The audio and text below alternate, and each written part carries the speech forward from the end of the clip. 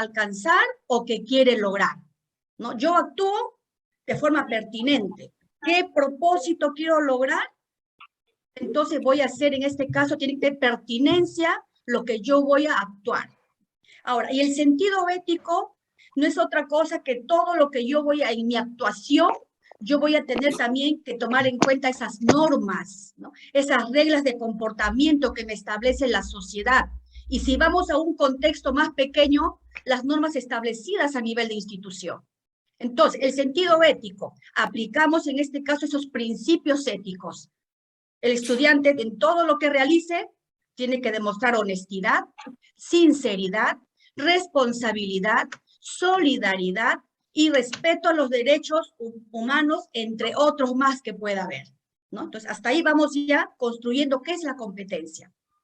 Pero a su vez el estudiante nos dice que tiene que comprender la situación que se debe afrontar.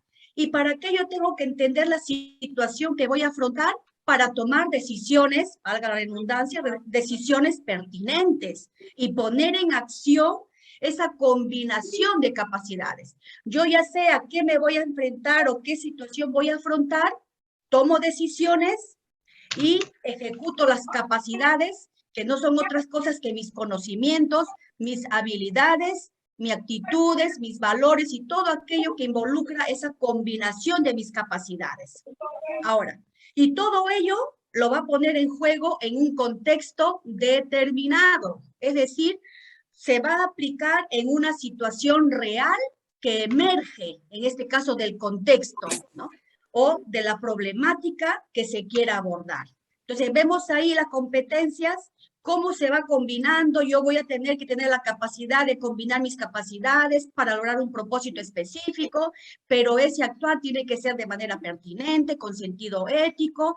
Tengo que comprender la situación para combinar las capacidades que resulten pertinentes para ese propósito, que son mis conocimientos, mis habilidades, mis actitudes.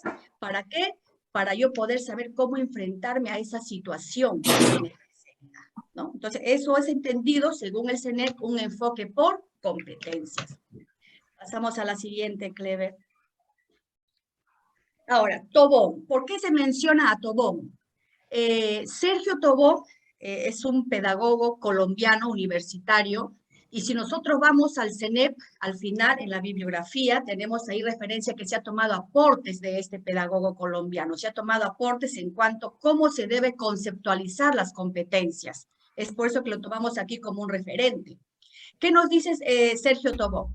Las competencias son procesos complejos de desempeño con idoneidad en un determinado contexto, pero con responsabilidad.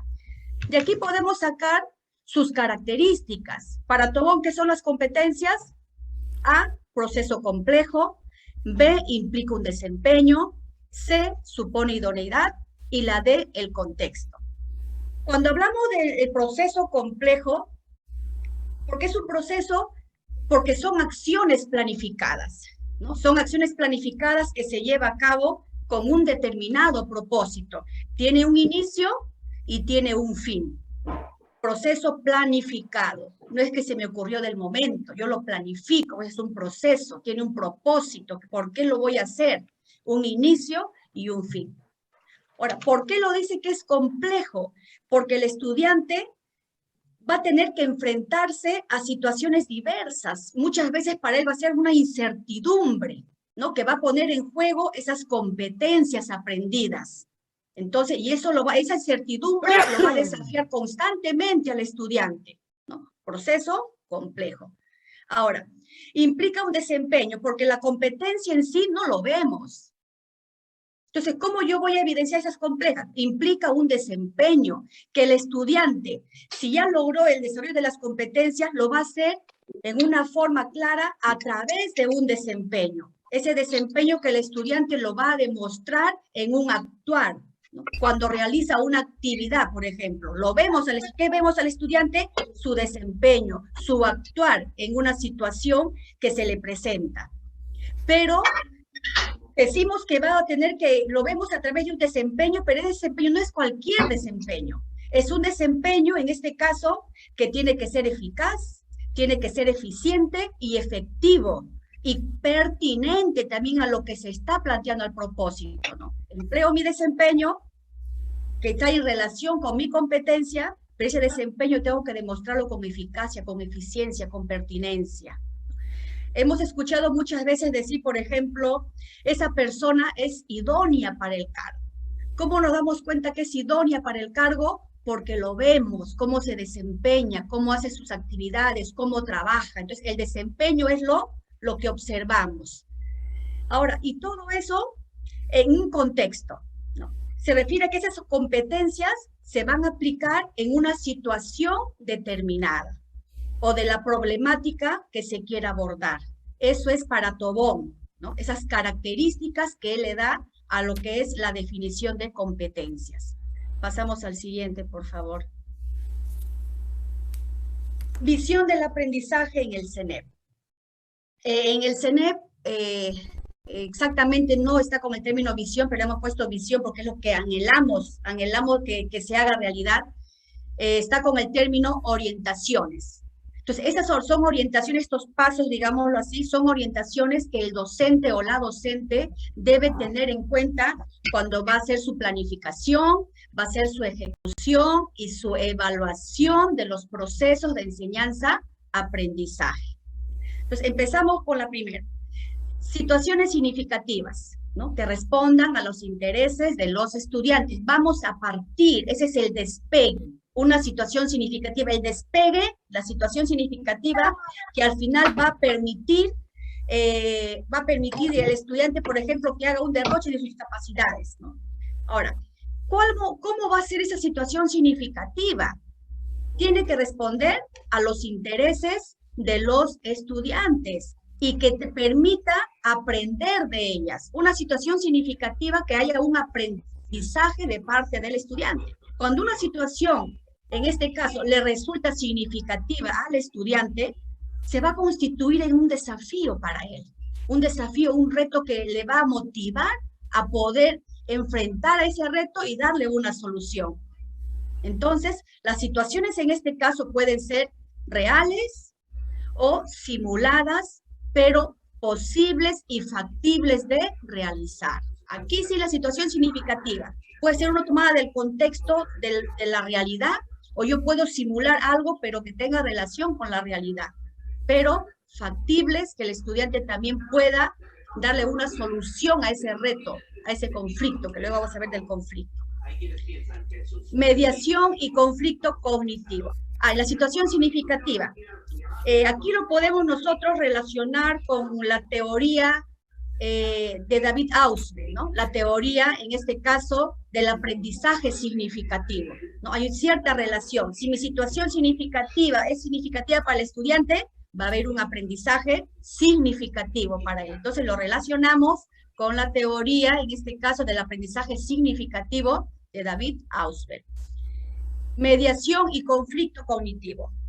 Sabemos que el docente es el mediador, quien media el aprendizaje, ¿no? Y es el quien propone algunos retos para generar el conflicto cognitivo.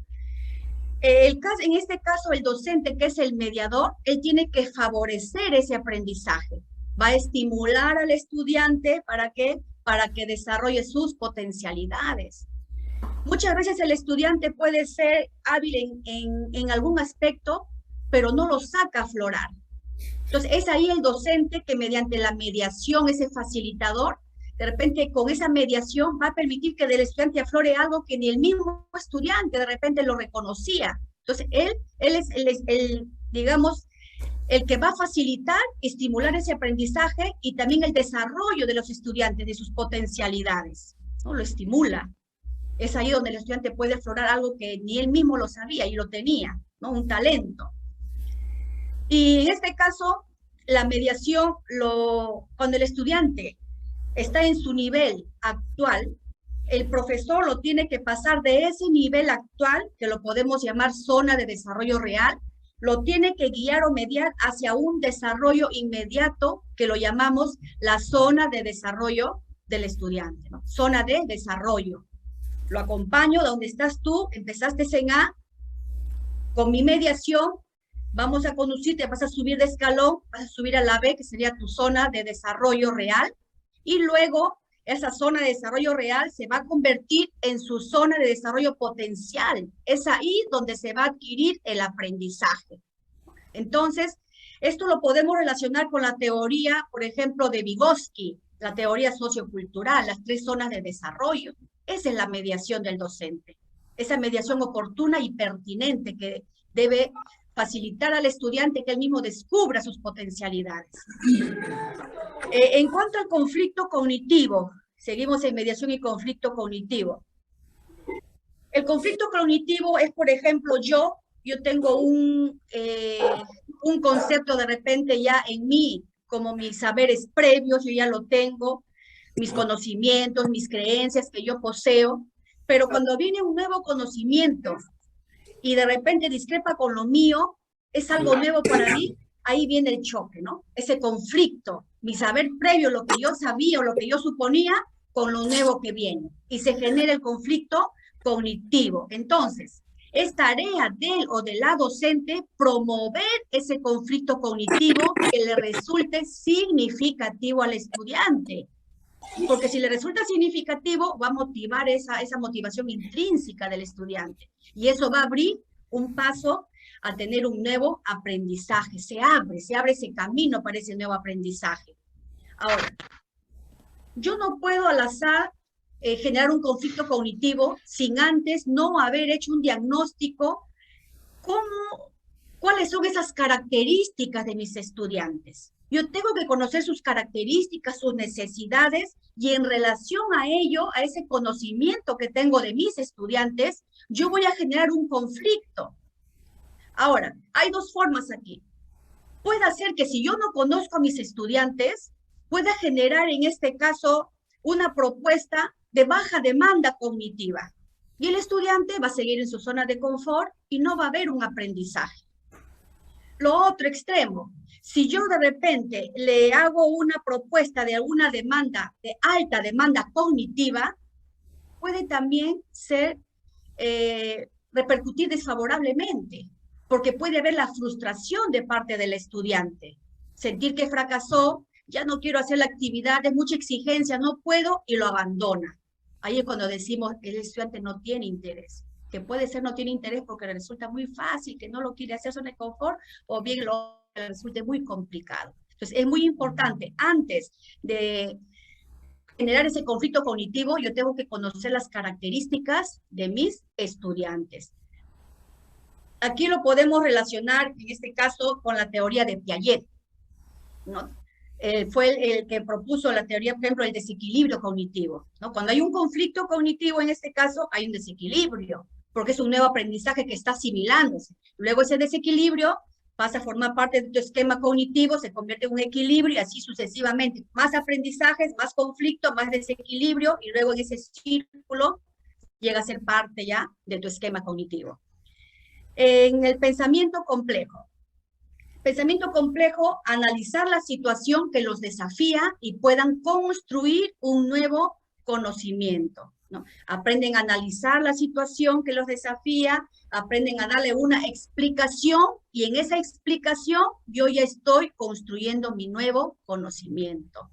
No es un copia y pega, no es que tome el libro, preguntas, ¿no?, de repetición o preguntas que ya están dadas, no.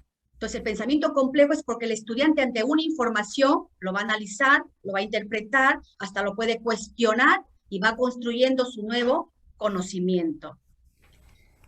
Aprender haciendo. Es aprender mientras resuelvan problemas de su contexto. Aprender y hacer tienen que estar siempre ligados. Claves para el aprendizaje. Aquí lo podemos relacionar con la teoría, es un nombre medio, ustedes han escuchado el nombre, es Dewey, John Dewey, ¿no? John Dewey. John Dewey, ya. Él es el que propuso esto, se aprende haciendo, ¿no? Yo hago, pero mientras voy haciendo, voy aprendiendo, ¿no? Entonces es de la escuela nueva, ¿no?, el propulsor. Entonces lo relacionamos. No es tanto, a veces se suele Yo también he trabajado y veía aquí muchas veces del libro, pregunta y respuesta, lo que ya está ahí, ya está en forma ya directa la respuesta. No, hay que aprender haciendo, pero con un pensamiento complejo que el estudiante vaya construyendo su propio aprendizaje o conocimiento. Error constructivo. Cuando uno en este caso aprende del error, ese error pasa a llamarse un error constructivo. O sea, aprendo, es un aprendizaje de ese error. Entonces, ese error se convierte para mí en un error constructivo. Y lo tenemos que tomar como una oportunidad de aprendizaje, ese error. ¿Cómo así? Hay un error, yo reflexiono, ¿no? ¿Por qué hay ese error? ¿Cómo surgió ese error? ¿Dónde inició? De repente el error ese error empezó en mí, ¿no? De repente hice una mala formulación de alguna actividad, entonces el error constructivo para mí va a ser constructivo porque también va a permitir reflexionar cómo yo estoy proponiendo algunas actividades a mis estudiantes. Ese error constructivo es para que reflexione tanto el estudiante y si fuera también el caso, el docente, ¿no? En ambos casos. Entonces se convierte en una oportunidad de aprendizaje. El trabajo cooperativo. Ustedes saben que el trabajo cooperativo, aquí lo relacionamos con la teoría de Vygotsky, ¿no? Ese trabajo cooperativo que el estudiante, cuando vemos que los retos son muy exigentes, pero esté dentro de esa capacidad que pueda resolver el estudiante, cuando hay un trabajo entre pares, se ayuda, porque uno puede ser hábil en cierta cosa, en otra en cierta cosa, y también hay un aprendizaje entre sus pares. Entonces, el trabajo cooperativo permite a los estudiantes a realizar tareas retadoras, pero siempre aprendiendo unos de otros. Eso es claro, independientemente de las actividades individuales que pueda también generarse a nivel de aula. Pero es muy interesante el trabajo cooperativo porque vemos aprendizajes, ¿no? De uno aprende del otro, mira su capacidad en qué, y cierta forma te motiva también tú de repente lo que el otro hace, ahí te esfuerzas en querer ese aprendizaje también que sea parte de ti. Interés y disposición hacia el aprendizaje. Dice, despertar el interés de los estudiantes atendiendo a sus necesidades.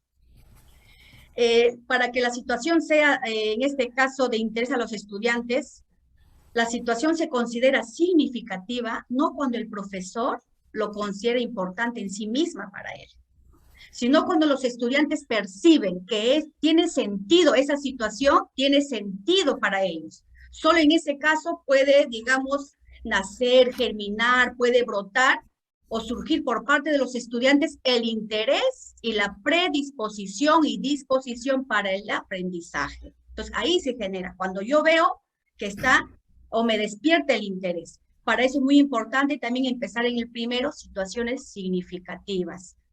Entonces, en ese caso, sí. Aquí nos damos cuenta, colegas, cuán importante es tener en cuenta todos estos pasos cuando yo quiera hacer el desarrollo, en este caso, de una experiencia de aprendizaje. Cuán importante es también conocer con qué, digamos, características de estudiantes estoy trabajando. Porque se ha escuchado decir, no, el alumno no entiende. Puede haber dos causales. La primera lo dejamos, la segunda que lo que estoy explicando en este caso, que puede hacer que mucha exigencia en ese conflicto cognitivo, ¿no? Para eso es importante un diagnóstico, cómo están mis estudiantes en cuanto a esos saberes previos. Ahora, para terminar esta parte, colegas, vamos a concluir. Bajo un enfoque por competencias, la enseñanza está centrada en el estudiante. Esto lo convierte al estudiante en esa parte activa, en el constructor de su propio aprendizaje, pero siempre con la mediación, con la guía del docente y también con ese contacto con los pares. Por lo tanto, ya no es aquel receptor de tiempo atrás que solamente era un cúmulo de conocimientos, un copia y pega, una réplica de lo que ya existía, no. Él mismo va a construir su propio conocimiento haciendo uso de ese pensamiento complejo. La segunda conclusión que podemos sacar, un enfoque por competencias, hay un trabajo interdisciplinario, ¿no? Antes lo hacíamos de repente de forma aislada en nuestra área, pero ahora como los procesos, en este caso los retos, las situaciones son más complejas, lo podemos trabajar en aquellas competencias pertinentes de las demás áreas, tampoco es forzarlo, ¿no? Hago mi propósito, hago mi experiencia de aprendizaje y según mi propósito, con qué competencia encajaría bien para que al final el estudiante termine con una producción. Las competencias pertinentes de diferentes áreas, por eso se dice que es, en este caso, un trabajo interdisciplinario.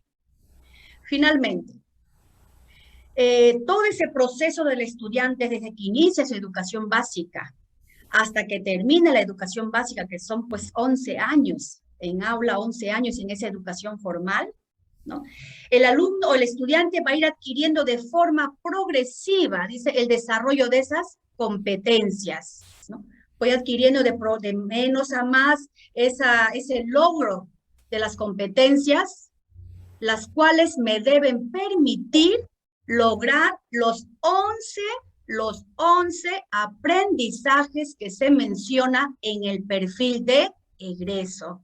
Todo eso que va construyendo pasito, poquito a poquito, al final termina con ese perfil de egreso que el estudiante debe lograr, ¿no? Esos 11 aprendizajes.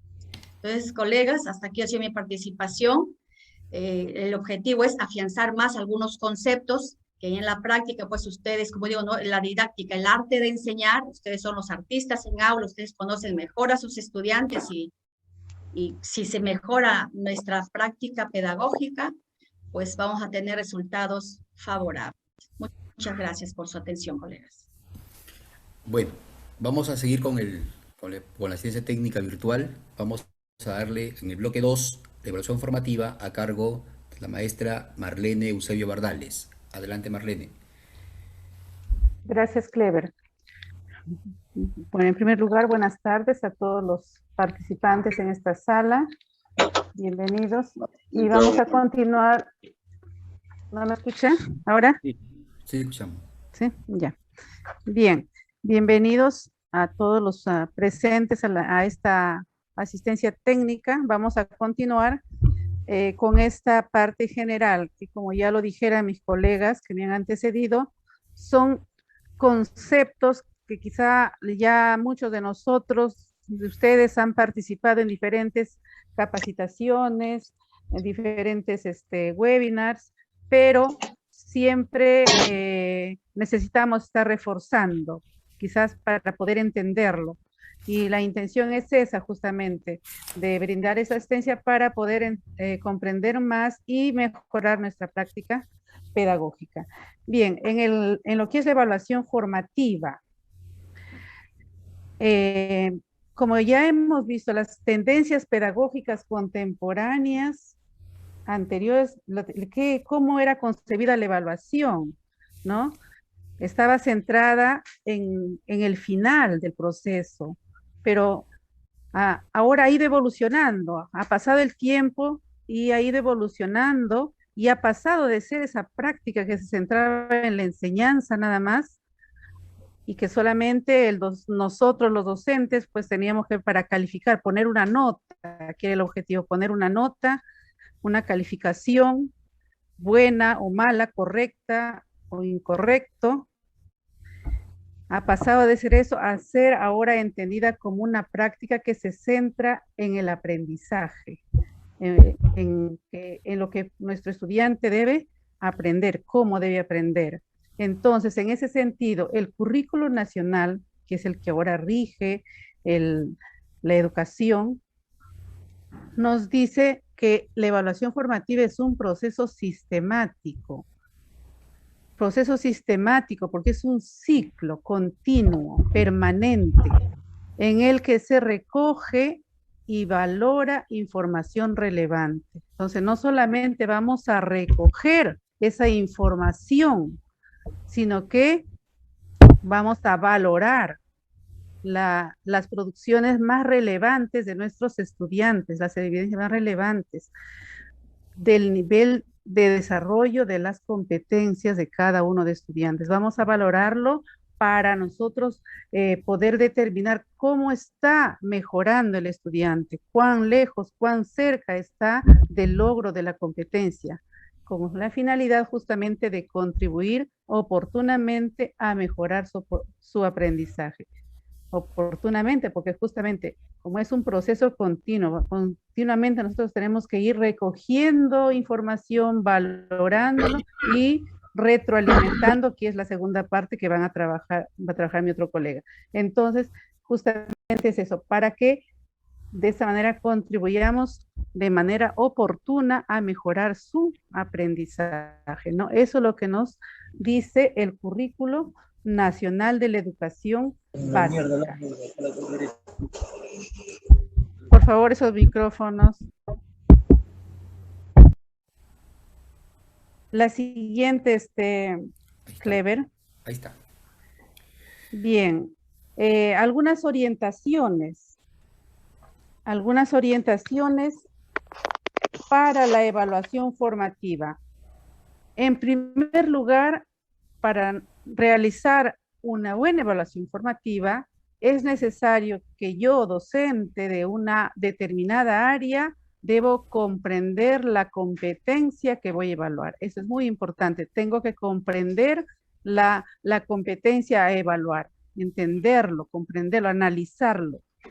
Asimismo, también es importante analizar el estándar de aprendizaje del ciclo correspondiente, ¿no?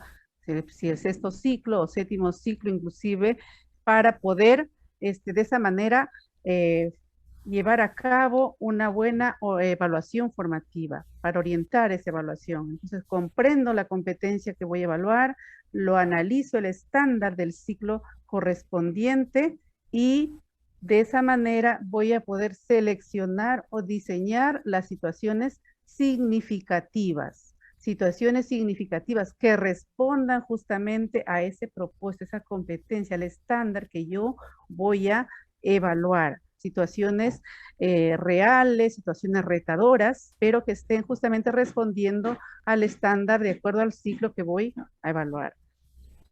Asimismo, una vez que ya hemos seleccionado, también vamos a formular, a utilizar los criterios de evaluación.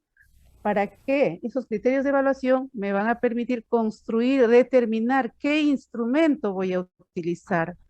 Porque, como hemos dicho, es un proceso continuo. Durante todo ese proceso va a haber una serie de momentos en que yo voy a ir evaluando el desempeño de mis estudiantes. Entonces, teniendo mis criterios claros que van a responder a lo que yo quiero observar en mi estudiante, me va a permitir determinar qué instrumento, que puede ser una lista de cotejo, puede ser una rúbrica, ¿no? Entonces, dependiendo de qué es lo que yo quiero evaluar.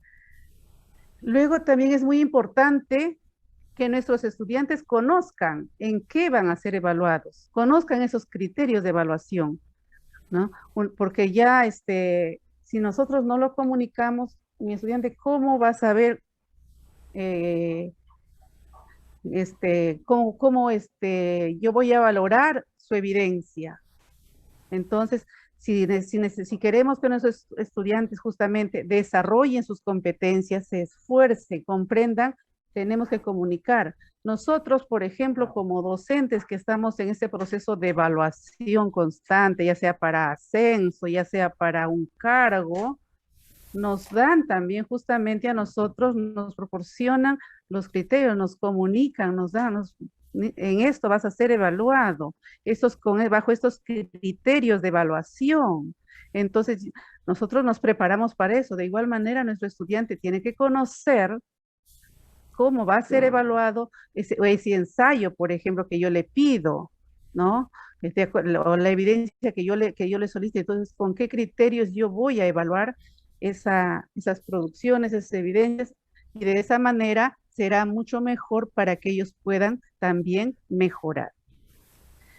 Asimismo, también es importante valorar el desempeño actual de cada estudiante a partir del análisis de las evidencias, valorar cómo está mi estudiante, cómo se está desenvolviendo. Es muy importante no solamente centrarnos en los resultados finales. Es importante ver el proceso, mirar cómo está avanzando mi estudiante. Mi estudiante, por ejemplo, me debe compartir, por ejemplo, lo que hizo, cómo lo hizo, qué dilemas tuvo que enfrentar para realizar esa producción, cómo lo resolvió, por qué tomó unas opciones y descartó otras. No se trata solamente de que verifiquemos el cumplimiento, si me entregó su producto final o no, sino que se trata de propiciar aprendizajes durante todo el proceso. Eso es lo más importante, ¿no? Entonces, ahí estaremos hablando de una evaluación formativa, porque no solamente voy a ver, ¿qué me hizo ese final? Muy bien, solo eso, lo hizo bien o lo hizo mal o no entregó, y dije, no, sino, aparte que me entregó también. Y ahora, por ejemplo, en este momento que estamos de la no presencialidad, a veces hay la duda, el docente dice, no, pero tal vez lo ha hecho su mamá, su papá lo ha ayudado, lo ha mandado a hacer. Entonces, ¿qué debo hacer yo para más o menos percatarme si mi estudiante está desarrollando esas competencias, está avanzando? Pues cuéntame cómo lo hiciste, ¿por qué descartaste esas opciones? ¿Qué dificultades has tenido? ¿Por qué tomaste esta decisión? Cuéntame, ¿no? ¿Qué retos has tenido que enfrentar? ¿Por qué hiciste esto y no lo otro? Entonces, ahí me daré cuenta que mi estudiante ha sido el que ha realizado esas producciones, esos trabajos, ha desarrollado esas competencias, esas capacidades, ¿no? Entonces, es muy importante eso también. Y justamente todo eso nos va a permitir ¿qué? Nos va a permitir justamente realizar el otro proceso que es una parte indesligable de la evaluación formativa, es parte de la evaluación formativa, lo que es la retroalimentación, ¿no? La retroalimentación. Entonces, nos va a permitir a nuestros estudiantes ayudarlos a avanzar hacia el nivel esperado, hacia lo que nosotros queremos, ir ajustando esa enseñanza, ¿no? De acuerdo a las necesidades, de acuerdo a las dificultades que voy encontrando justamente, vamos a tener que ir apoyándolos, ajustándolos, retroalimentándolos. A veces será una retroalimentación individual, porque solamente son unos cuantos, o tal vez grupal, dependiendo, ¿no? Pero justamente cuando vamos mirando todo ese proceso, vamos valorando, vamos viendo, vamos acompañándolo al estudiante, eso nos va a permitir justamente ir retroalimentando y que nuestro estudiante vaya avanzando. Y también esta evaluación formativa que nos permite que el estudiante sea cada vez más autónomo, que él mismo se vaya dando cuenta cómo está avanzando, qué dificultades tiene, qué le falta por mejorar, ¿no? Entonces, esas son algunas orientaciones que debemos tener en cuenta en este proceso de la evaluación formativa. La siguiente, Clever. Y como parte de la evaluación formativa también tiene mucho que ver los criterios de evaluación. En este aspecto nosotros hemos tomado algunos conceptos que tienen que ver con lo que nos dicen algunos documentos. Por ejemplo, tenemos aquí según la RBM 094, ¿qué son los criterios de evaluación? Son referentes específicos para dar un juicio de valor sobre el nivel de logro de las competencias, ¿no? También nos dice que los criterios describen las características o cualidades de lo que nosotros queremos valorar y que deben demostrar nuestros estudiantes en sus actuaciones, ¿no? Entonces esos criterios tienen que ser muy claros, muy precisos para que nosotros podamos justamente valorar lo que realmente queremos nosotros observar en sus actuaciones. El CENEP también nos da esta información, ¿no? Nos dice básicamente, los estándares de aprendizaje constituyen criterios precisos y comunes para comunicar no solo si se ha alcanzado el estándar, sino para señalar cuán lejos o cuán cerca está cada estudiante de alcanzarlo, ¿no? Entonces también ahí los estándares justamente son los referentes para la elaboración de los criterios de evaluación. Asimismo, Rebeca Nijovic también da sus aportes, ella nos da muchos aportes, especialmente en lo que es la evaluación formativa.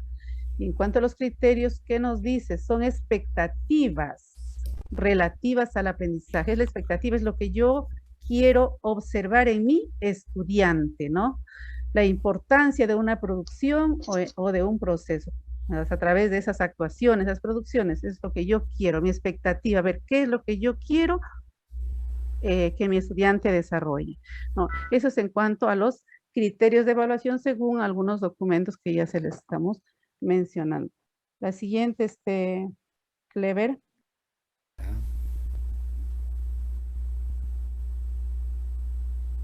Ahí está, características. Algunas características que deben tener los criterios de evaluación.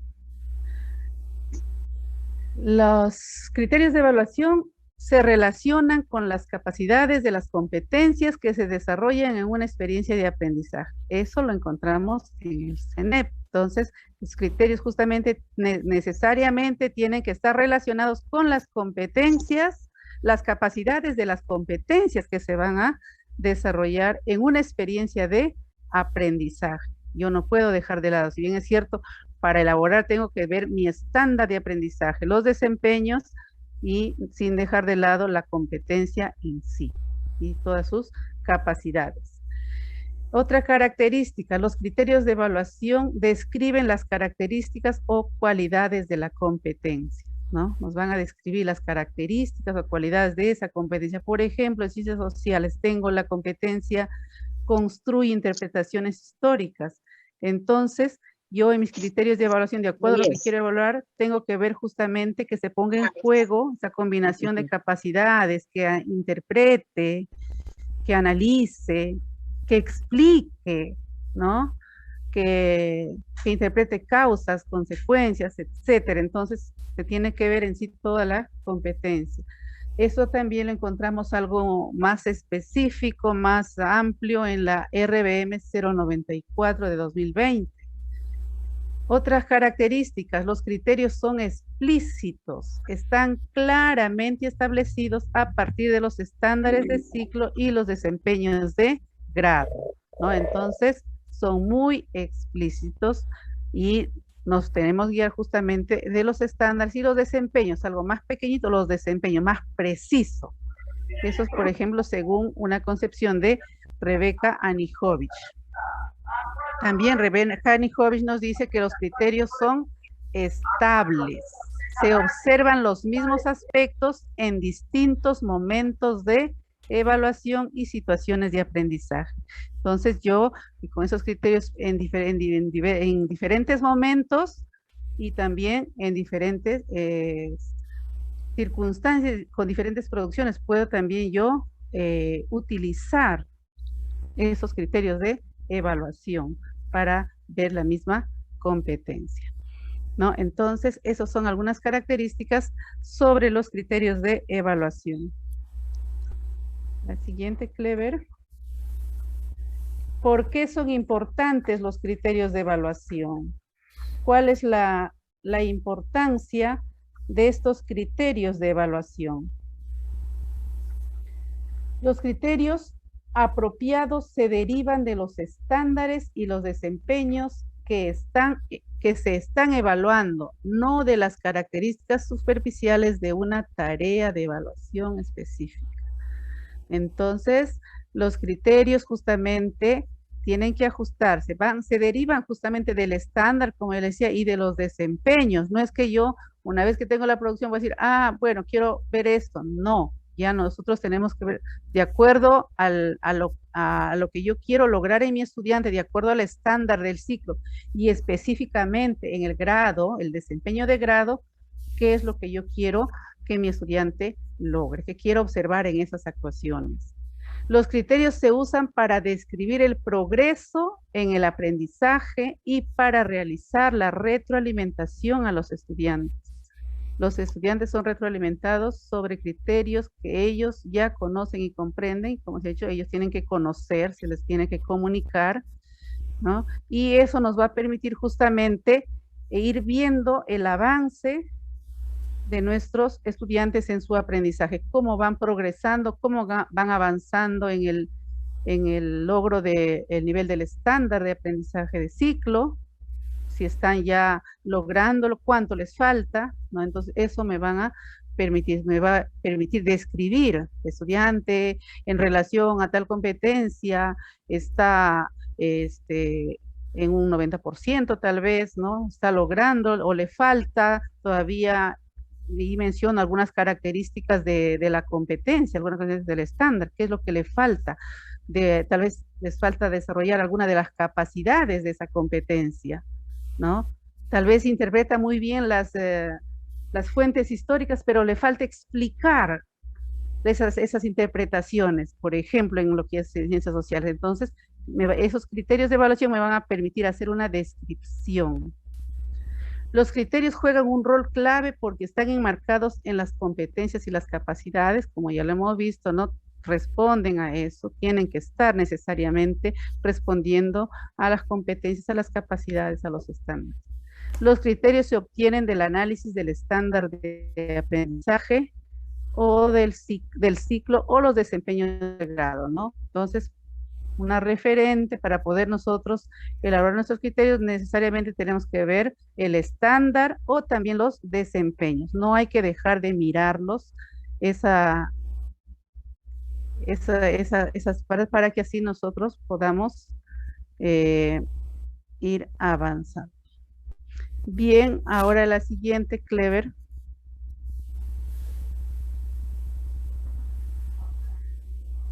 ¿Para qué nos sirven los criterios de evaluación?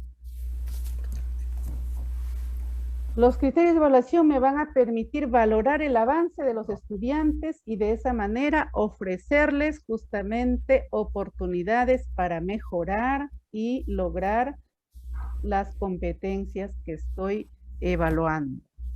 También me sirven para analizar e interpretar las evidencias que ellos me están presentando, las producciones, las actuaciones, con la finalidad de identificar cuán cerca o lejos están de lograr justamente el nivel de la competencia.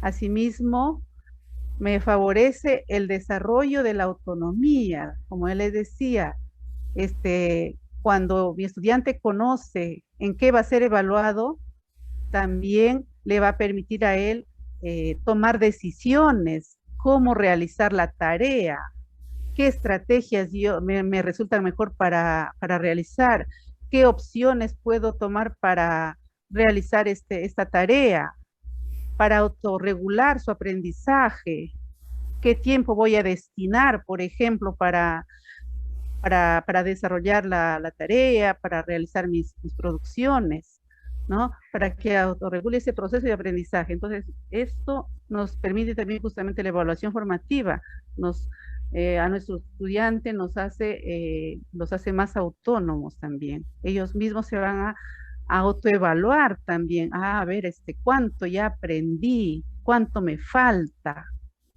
qué puedo hacer, ¿no?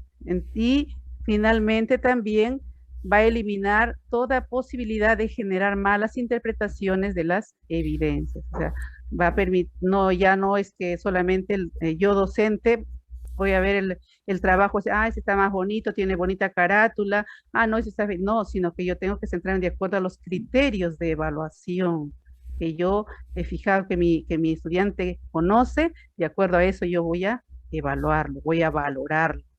Entonces, con eso de ahí estaríamos eliminando esa posibilidad de generar malas interpretaciones, porque a veces, y seguramente a veces se ha dado mucho anteriormente, ¿no? Si el trabajo más bonito, o quién lo colorea más, si no se trata de eso, sino que justamente cuando tenemos criterios claros, criterios establecidos que mi estudiante conoce, y yo los he planteado, entonces yo tengo que guiarme de acuerdo a eso.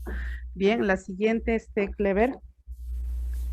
Algunos pasos sugeridos para formular los criterios de evaluación. En primer lugar, tenemos justamente que identificar el propósito de la situación significativa y sus competencias, ¿no? Tengo que identificar, a ver, ¿cuál es mi propósito de la situación significativa? ¿Qué es lo que yo quiero evaluar? ¿No? De acuerdo a la competencia que yo voy a evaluar, a lo que responde mi experiencia de aprendizaje. Identificar luego las actividades que deben realizar los estudiantes en relación a las competencias. Muy bien, ya identifiqué el propósito, la situación significativa, la competencia a evaluar. Ahora, ¿qué actividades yo puedo hacer que mis estudiantes, plantearle a mis estudiantes para que logren ese propósito?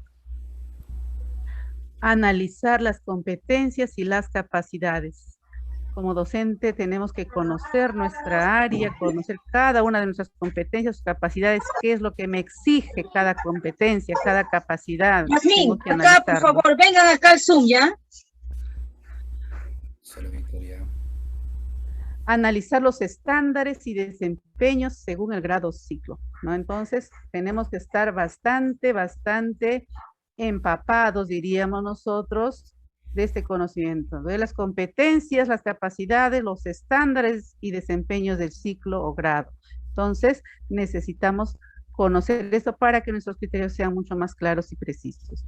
Y luego formulamos los criterios de evaluación considerando justamente los estándares y los desempeños. Teniendo en cuenta eso, vamos a formular nuestros criterios de evaluación y determinar las evidencias, qué es lo que, cómo quiero que mi estudiante me demuestre, ¿no? ¿Qué actuaciones quiero observar? ¿En qué producciones?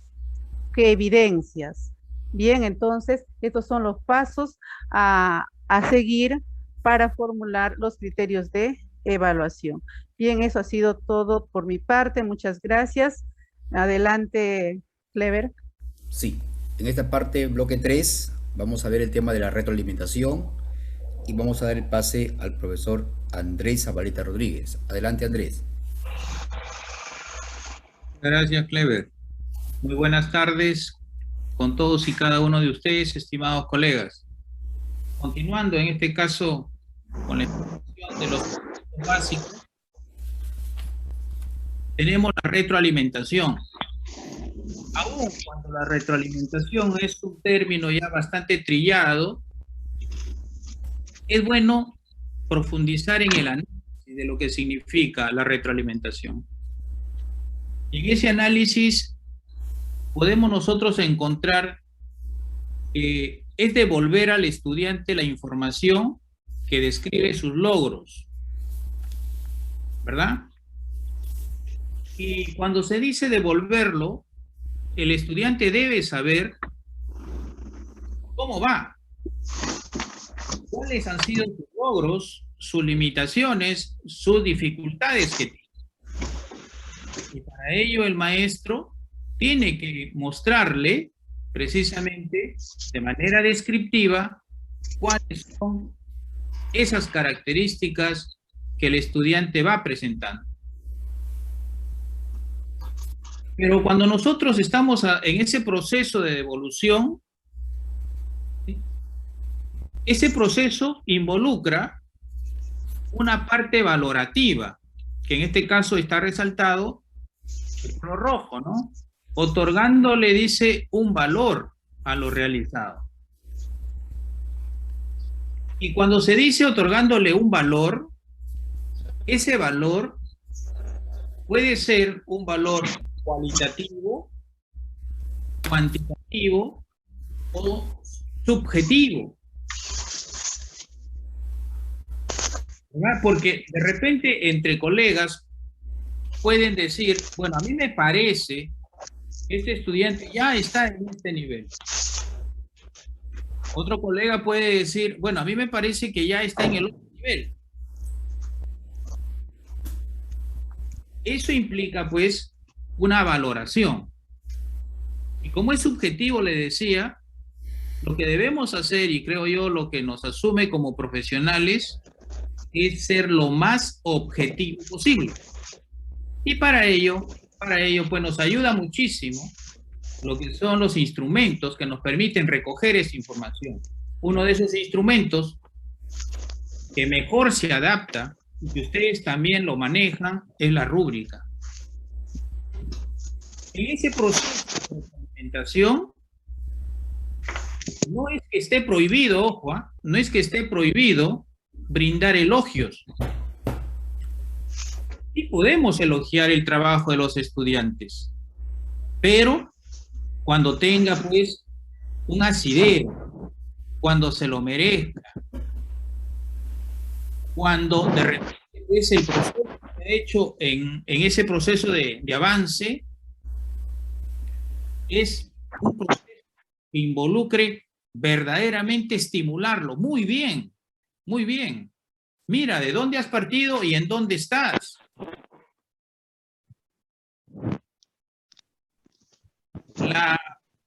Digamos, los paradigmas de las décadas pasadas solamente se enfocaban en ver a esta evaluación como una evaluación punitiva, ¿no?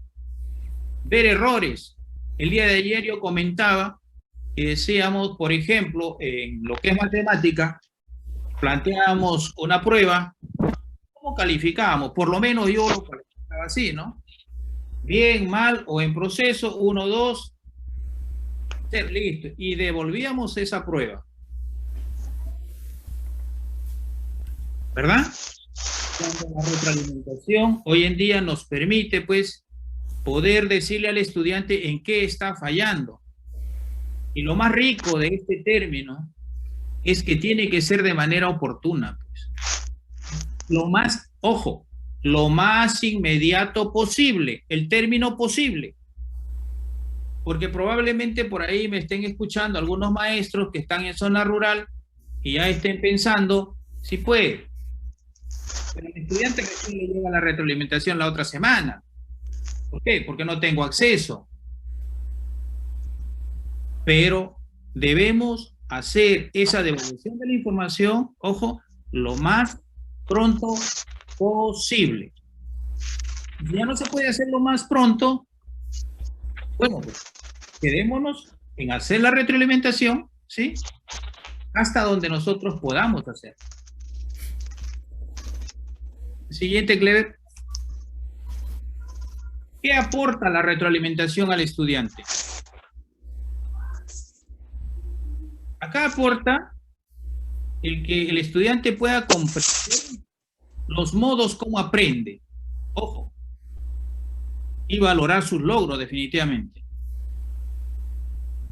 Cuando el estudiante se da cuenta con ayuda, ojo, con ayuda del maestro, qué hizo bien, en qué todavía le falta mejorar, definitivamente que el estudiante va a darse cuenta cuáles son esos aciertos que tiene, ¿verdad? Y va a ir conociéndose también él. Él dirá, mira, yo tengo esta ventaja, 16 horas, pero también tengo estas dificultades, estas limitaciones. Y el maestro tiene que ser, como le dije anteriormente, lo más objetivo posible para poder hacer esas valoraciones. Junto a ello va pues la autorregulación del aprendizaje. Seguramente que nos ha pasado a todos nosotros, que nos conocemos cómo aprendemos. Por ejemplo, yo con darle una sola lectura no lo entiendo. No lo entiendo. Tengo que darle una segunda lectura y de repente una tercera, o quién sabe hasta una cuarta. Yo me conozco cómo aprendo. ¿Sí? Por ejemplo, también aprendo yo cuando yo veo, por ejemplo, un video, lo escucho y saco mis anotaciones. Me voy conociendo y me voy regulando hasta dónde puedo llegar. Y eso me permite, ¿qué cosa? Que el maestro me diga, me oriente, porque la retroalimentación es la ayuda que el maestro tiene que dar, no una sola vez, no 2 veces, quién sabe, las veces que sea posible, ojo, las veces que sea posible. También la retroalimentación contribuye a la construcción de la autonomía. estimados colegas, esta emergencia sanitaria, ¿qué cosa es lo que nos está permitiendo? Que todos empecemos a manejar estas herramientas tecnológicas. ¿Y cuántos de nosotros hemos aprendido solos? ¿Con ayuda de quién? Del Internet. Sí, me voy haciendo independiente en este proceso de aprendizaje. ¿Ah? Pero también debemos tener claro que no vamos a aprender todo el tiempo solos. Siempre necesitamos el apoyo y la ayuda de alguien. Mucho más, por ejemplo, si tenemos a un maestro o a un compañero, en el caso de los estudiantes, que puedan apoyarlo para que pueda continuar en este proceso de aprendizaje. Siguiente, amigo. ¿Cuáles son las condiciones para una retroalimentación efectiva? Hay muchas. ¿Sí? Conocer los propósitos de aprendizaje. Definitivamente que tiene que conocerlo el maestro, pero también debe conocerlo el estudiante. El maestro debe conocer, ¿sí?, hasta dónde pueden llegar sus estudiantes y plantear sus límites. ¿Qué es lo que va a aprender el estudiante el día de hoy? ¿Qué se le va a pedir? Y el estudiante debe saber, pues, todo eso, ¿no? ¿Qué tengo que dar? ¿Qué tengo que hacer? ¿Cómo lo voy a hacer? Y ahí viene encajando la segunda, ¿no? La segunda condición, conocer los criterios de evaluación. El estudiante tiene que conocer los criterios con los cuales se le va a evaluar. Definitivamente que la persona que sabe cómo va a ser evaluado, ¿sí?, interiormente se motiva para poder cumplir con esos niveles que me están exigiendo. Y eso nos ha pasado a todos, y nos pasa en estos procesos de evaluación en los cuales nosotros estamos. Sabemos, por ejemplo, cómo se me va a evaluar, con qué instrumentos se me va a evaluar, y el estudiante también debe saber cómo, con qué se le va a pedir, cuándo se va a dar esa evaluación. Identificar el problema y sus errores. Yo escuchaba, por ejemplo, hace un rato, hablar de ese error constructivo. Definitivamente que en comparación con los paradigmas anteriores, hoy el error es una oportunidad de aprendizaje. Que si nosotros como maestros lo identificamos en nuestros estudiantes, se convierte en un potencial, en una potencial fortaleza para que nuestros estudiantes tengan esos aprendizajes que nosotros esperamos. Identificar el desempeño para dirigir la retroalimentación, o sea, el actuar, ¿no? Tenemos que identificar cómo está actuando ese estudiante, cómo va avanzando, cuáles son sus limitaciones, en qué se está quedando. Las oportunidades, las fortalezas y oportunidades de mejora que se relaciona con lo que estoy explicando. Preguntas de reflexión. Preguntas de reflexión. También escuchaba, no solamente es para el estudiante, es para el docente. ¿Cómo estoy avanzando con mis estudiantes? ¿Cómo lo estoy haciendo? ¿Cuáles son mis fortalezas? ¿Cuáles son mis limitaciones? El día de hoy, a ver, ¿no les ha pasado a ustedes? Seguramente que sí, por lo menos a mí sí me pasaba en algunas ocasiones, que yo preparaba mi clase, mi sesión de clase, llegaba al aula, terminaba mi clase y salía decepcionado, porque lo que había planificado no lo había podido cumplir, tal cual estaba diseñada. Entonces, me venía frustrado, ¿no? ¿Qué es lo que ha pasado? ¿En qué he fallado? ¿Cuáles han sido los errores? ¿Cuáles han sido las circunstancias? Si nosotros vamos haciendo de eso una práctica, vamos a ir mejorando continuamente. Y si lo hacemos, esas reflexiones, ya más adelante en los trabajos colegiados, compartiéndolo con mi compañero, con mi colega, yo creo que por ahí podríamos encontrar también algunas soluciones que permitan mejorar nuestra práctica docente. Oportunidades para demostrar los aprendizajes. Esas oportunidades no solamente se dan en la escuela, en el aula, sino también de repente en el recreo. Cuando los estudiantes están pues en pleno juego, en plena recreación, el maestro se puede acercar a conversar con los estudiantes. Entonces no hay un lugar específico para hacer la retroalimentación. A veces pensamos que solamente el aula, cuando no es así, ¿verdad? Entonces son diferentes los espacios en los cuales podemos nosotros hacer la retroalimentación. Y el error como oportunidad de aprendizaje es lo mismo que ya había comentado, ¿no? Siguiente, amigo Clever. Esto también ustedes ya lo han visto. Las estrategias para la retroalimentación, de acuerdo, en este caso, a los documentos del Ministerio de Educación, hay varios. Los cursos que nos están dando en Perú Educa, que son sumamente interesantes, nos están poniendo, pues, en el día a día, nueva información.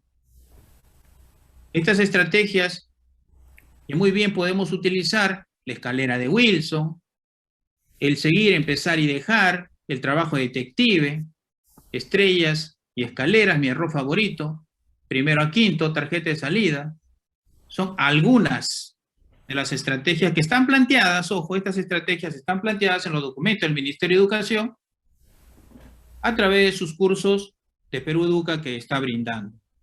Por ejemplo, ¿no? Una, por ejemplo, de las estrategias que particularmente me resulta bastante interesante es la escalera de Wilson. La escalera de Wilson, ¿qué es lo que tiene como primer nivel? El primer nivel es la clarificación. Y este nivel, ¿qué cosa me permite? A veces el estudiante, cuando quiere expresar sus ideas, lo escribe, pero no lo escribe tan bien. Y cuando uno lo lee, pensamos que está mal. Pero cuando le pedimos al estudiante que nos explique qué cosa es lo que ha escrito, nos damos cuenta que lo que está escrito, ¿sí?, no necesariamente se relaciona con lo que él ha querido decir. Mírenme que ese espacio es riquísimo para que nosotros podamos entender al estudiante qué es lo que quiso decir ahí y poder retroalimentar. Ese es el primer paso, ¿no?, que es la clarificación. El segundo paso, una vez que ya esté clara, o claro, en este caso, las ideas que nos ha querido dar, el otro paso viene a ser la valoración. Hay que valorar ese trabajo del estudiante.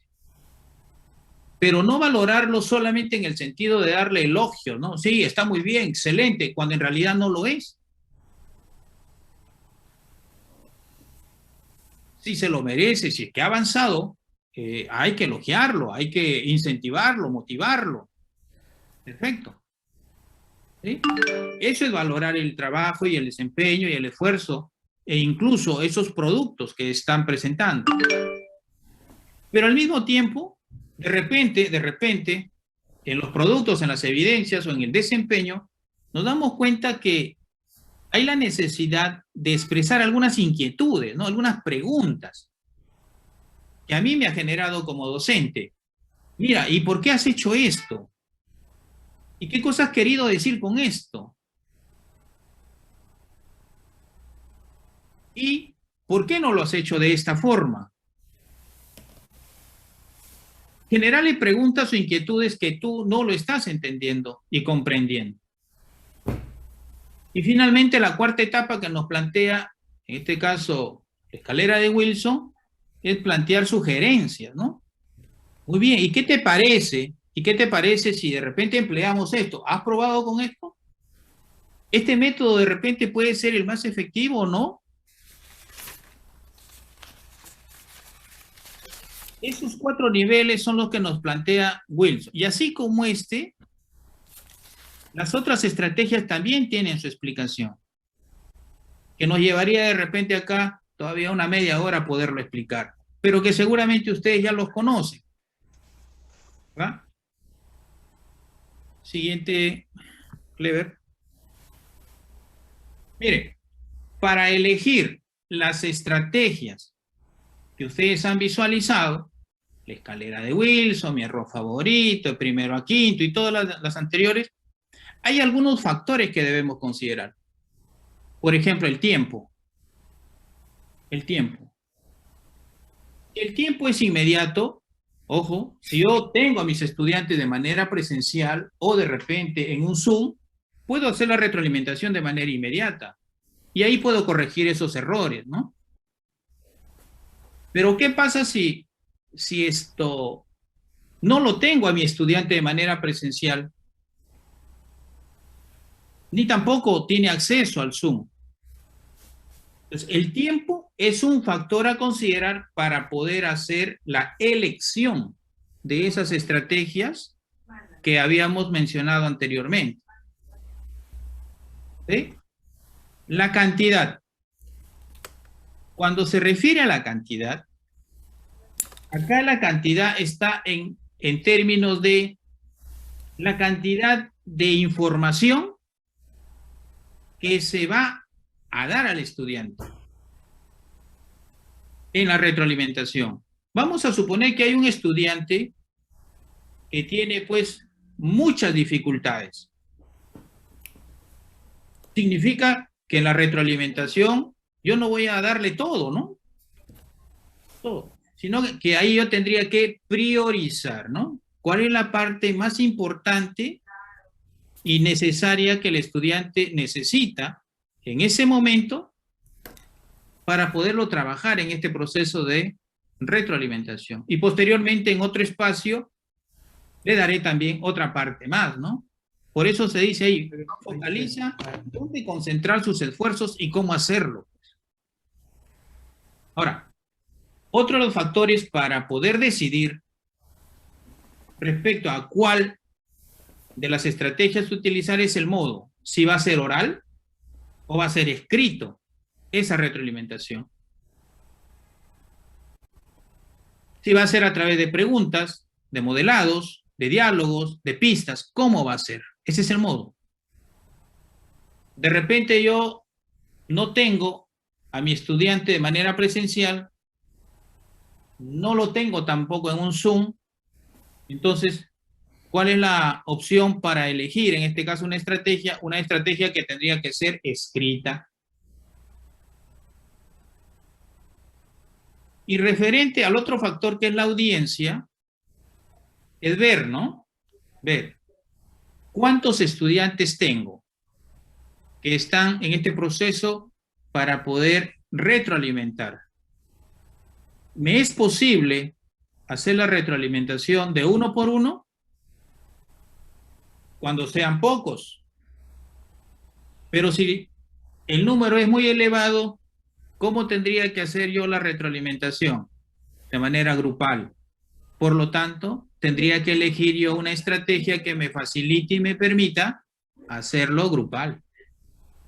¿Sí? Entonces, fíjense, estimados colegas, que estos factores nos ayudan a decidir cuál de las estrategias mencionadas anteriormente puedo elegir para hacer la retroalimentación. Bien, esto ha sido una breve explicación, o recordar, mejor dicho, lo que ustedes ya seguramente conocen. Muchas gracias, Clever. Ya, gracias Andrés, gracias colegas. Vamos ahora a pasar a pequeños grupos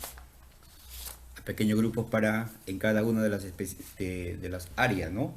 Ciencia y tecnología, desarrollo personal y ciudadano, ciencias sociales, comunicación, matemática, educación para el trabajo y arte y religión. Vamos a... Clever, Ahí ve. está José, ¿está por ahí? José Villegas. Sí está. Ah, Sí lo he ya. visto por ahí.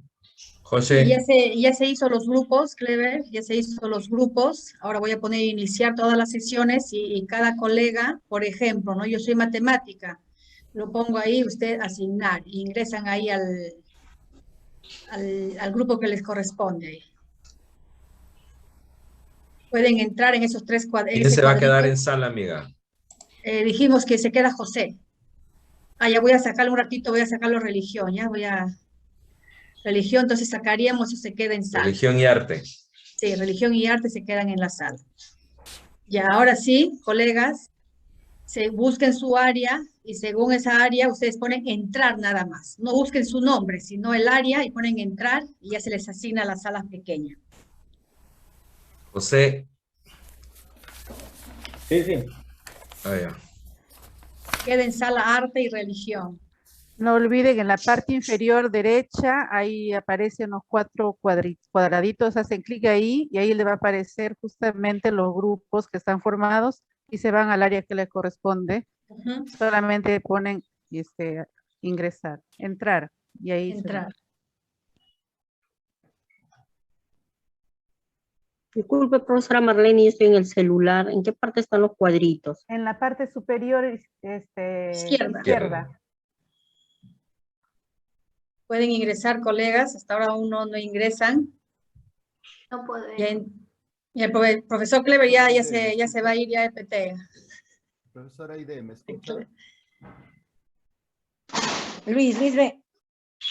Profesora, disculpe, ¿en qué parte tengo que entrar? Porque estoy con No el sale.